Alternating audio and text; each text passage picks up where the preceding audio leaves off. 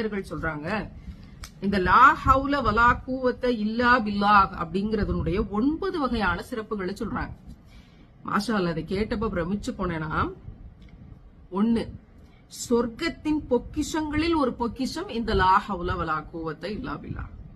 2, 99 நோய்க்கு இதுல மருந்து இருக்குது. லா ஹவுல வலா கூவத்த இல்லா பில்லாஹ். யா அல்லாஹ், இந்த இருமலை நீ சரிப்படுத்து. இந்த நம்பிக்கையில தான் ஓடிக்கிட்டு இருக்கு. 99 நோய்க்கு மருந்து இருக்கலாம். அப்ப இருமல் வரும்போதெல்லாம் நினைக்கும் போதே வருது, லா ஹவுல வலா குவத்த இல்லா பில்லாஹ்.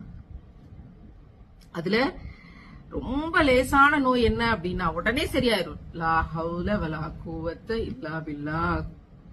நன்மையும் தீமையும் அல்லாஹ்வின் சக்தியை கொண்டல்லாது யாரிடமும் இல்லை, வேற எதுவும் இல்லை.